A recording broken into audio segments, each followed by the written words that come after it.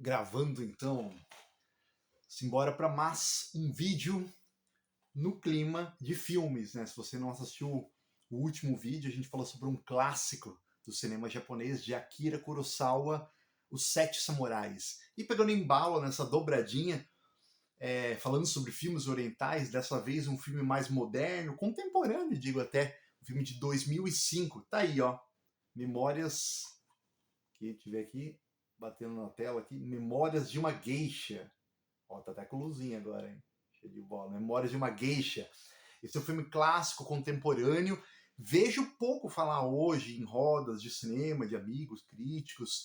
Ele é um filme que começou naquele boom de muitos filmes, muitas altas produções, ali a partir dos anos 2000. Talvez ele tenha ficado um pouco de lado, tantos filmes bons sendo lançados naquela época, mas é um filme que vale a pena dar uma vistoria nele, e é isso que a gente veio falar sobre, né, no vídeo de hoje, falando sobre curiosidades, a produção, os prêmios que ele recebeu, sobre o roteiro, o que eu achei, o que os críticos falam também sobre o filme. Simbora lá então, Memórias de uma Geisha.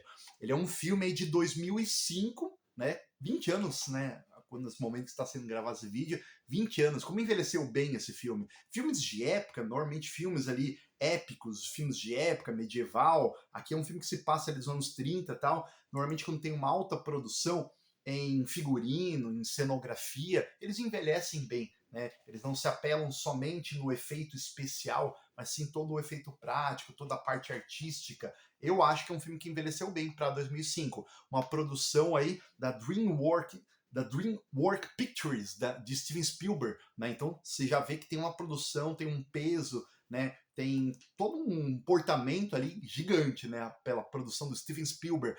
A adaptação, uma curiosidade, é que ele é a adaptação de um romance que foi best-seller no mundo todo, nos Estados Unidos, principalmente, de Arthur Golden.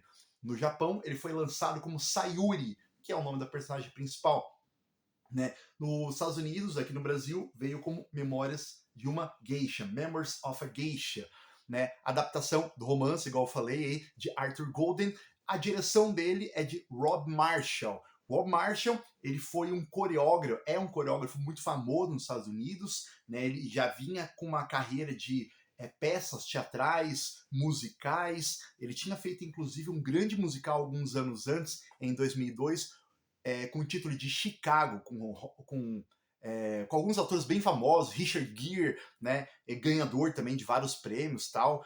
E então ele já tinha esse peso na bagagem de alta produção, luxuosa, né? Alguns falam que esse filme, inclusive, ficou tão bem compassado, tão bem editado, que parecia uma dança. Inclusive tem uma dança em um momento que a geisha principal ela vai se apresentar, ela vai se tornar uma geisha, e quando ela se apresenta ali num teatro, num bar, num pub, né, num japonês ali da época, nossa, roubou toda a cena, quase que pesou o filme inteiro naquela cena, maravilhosa. Então o Rob Marshall, ele já tinha um peso muito grande, né, de um filme de Oscar nas costas. O último filme dele, Chicago, já tinha ganhado Oscar, já era uma alta produção, extremamente artística. Esse filme, Memórias de uma Geisha, ele teve um orçamento de 85 milhões, peso, hein? E faturou 162 milhões. Então dobrou aí o orçamento, apesar de alguns críticos falarem que ele ficou com alguns prós e contras, vamos falar sobre isso, mas ele é um filme artisticamente muito bonito, historicamente também muito bonito.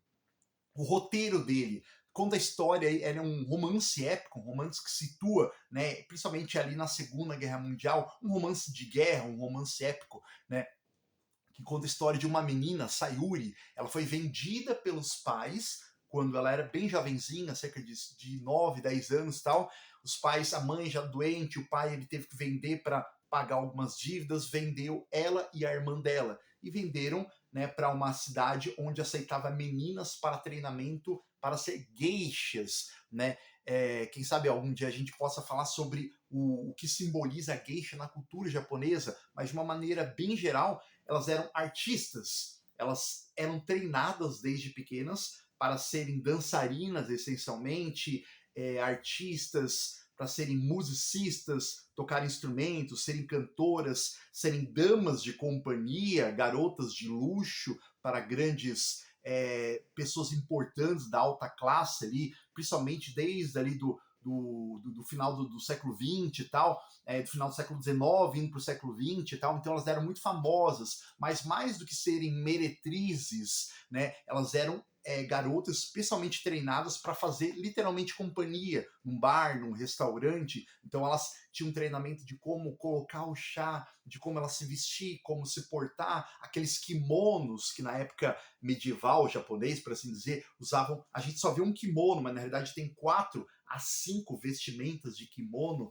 Né, no making off do DVD até explica como que a produção, inclusive ganhou o Oscar de figurino, né, como que eram feitos os kimonos. Um kimono, para vocês terem uma ideia, até hoje no Japão demora 1 ano para se fazer um kimono. A produção, a estampa, usavam cerca de 4 a 5 camadas para se fazer a roupa especial ali das geishas, especialistas em maquiagem, em dança, na cultura, na educação, em como conversar. Eram as top models ali do período medieval japonês, né? E ter uma geisha era caríssimo, ter para acompanhar numa bebida, ter para tê-la por uma noite. Existia até os mecenas, por assim dizer, né? A menina, para se tornar uma geisha, a primeira noite dela com um homem muito rico, se leiloava o momento com ela, aquele período, o corpo dela, a utilização para aquele momento específico da sensualidade, né? E era disputado a altíssimos, não sei se era ienes na época,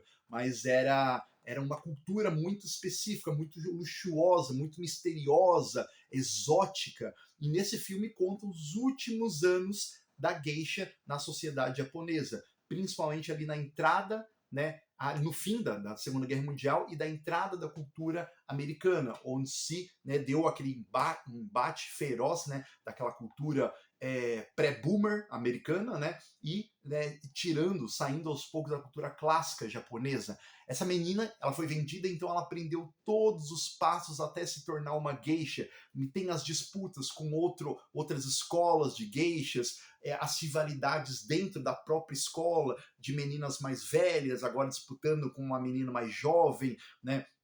Ela se passa justamente, que não falei, começa ali nos anos 20, final dos anos 20, os anos 30, e finalmente ali chegando no final da Segunda Guerra Mundial, em 1945, onde o Japão oficialmente ele perde, né, a guerra, os Estados Unidos entra, né, no seu território, ele perde o seu poderio territorial, cultural, com os Estados Unidos entrando no Japão, e as mulheres se aproveitando dessa entrada de americanos, todas querem ser geishas. Geisha agora era uma coisa de cultura pop, né, onde se vestiam, passavam uma maquiagem branca, colocava ali um hobby ali de banho, olha, eu sou geisha, e mostra esse embate aí do americano, dos soldados americanos, aproveitar essa beleza, né, e daí a geisha ela se transformou um aspecto até de luxúria, de prostituição, né, para os soldados que estavam vindo, e mostra esse fim dessa cultura da geisha, da música, de todo esse esoterismo, de como foram o embate dessa batalha, né, das últimas geishas, de manter essa cultura frente à cultura americana que estava sendo entrada no Japão nesse período de 45, ali nos anos 50. Os prêmios, os Oscars que ele ganhou, ganhou 6 Oscars, olha só, 3 indicações, né, e 3 indicações com vitórias. As indicações, né, para o Oscar de 2006 foi melhor edição de som, melhor montagem de som, melhor masterização, melhor gravação de som, né, mixagem de som, melhor trilha sonora, né, nada mais, nada menos aí por John Williams, né, o grande criador de trilhas famosíssimas, Star Wars, Harry Potter. Nossa, o John Williams eu acho que é um dos principais, se não o principal compositor de trilhas sonoras, né? E ganhou 3 Oscars, direção de arte magnífica, as comunidades, as favelinhas ali, as entradas, a câmera, pelo ponto de vista, principalmente de uma criança passando pelos meandros, fugindo, você vê toda aquela, parece uma grande maquete, e foi construída uma vila específica com vielas e ruas e curvas, né? Toda aquela parte escura, clara. Direção de arte é magnífica, principalmente dos cenários ali, né? Daquelas vilas japonesas. A fotografia para casar ainda mais, né, com a direção de arte, fotografia belíssima, as luzes, o incenso, as roupas, também ganhou fotografia, e o figurino, já falei um pouco, até tem um documentário no DVD que fala sobre a produção das roupas, 6 Oscars, edição de som, trilha sonora, ganhou direção de arte, fotografia e figurino. É um filme belíssimo, é um filme de peso. É um filme que, para quem é indicado, quem gosta de romances épicos, não melodramáticos, mas romances épicos, né, no sentido de ter uma alta produção, aqueles romances de guerra, os romances épicos mesmos, né? Quem gosta de filme sutil, com uma beleza sutil, ainda mais vindo do Japão, né? A grande crítica na época falou que ele tomou algumas liberdades estéticas, artísticas, né? Colocaram alguns atores não japoneses na época, se sim atores coreanos, se sim atores chineses. Eu vejo que é um diretor americano, é uma homenagem de um americano para uma cultura japonesa. Tem essa liberdade por ser um filme, né, americano. Creio que se tivesse um diretor brasileiro ia pegar alguma mestiça brasileira. Até aí eu achei tudo ok, né? E criticaram também que apesar de ter toda essa portentosidade artística, ele não deixa de ser um grande romance, uma grande novela arrastada. O filme é 2 horas e meia, né, um filme ok, 2 horas e 20 por aí, né? Falaram que se passa de uma grande, não deixa de ser uma grande novela. É um romance, ele não se atém à guerra, não se atém 100% à cultura, não só da geisha. Ele mostra, mas não explica, não coloca o beabá. Olha, no meio de tantos doramas hoje, altas produções de canais, de doramas épicos, né, coreanos, filmes orientais, eu acho que esse é um filme que pode se revitalizar hoje, falando, mesmo se fosse, né, um grande dorama, né, eu acho que um dorama com porte, um dorama com peso e com profundidade artística e principalmente cultural. Fica a minha dica aí, Memórias de uma Geisha, um filme de 2005, para você conferir, ok? Espero que tenham gostado. Se inscreva no canal, quem não se inscreveu, curta o vídeo, compartilhe com os amigos que gostam de cultura pop. A partir do próximo vídeo a gente vai começar a falar de novo sobre alguns livros, quadrinhos, e o quanto antes a gente volta com mais filmes aí, ok? Grande abraço!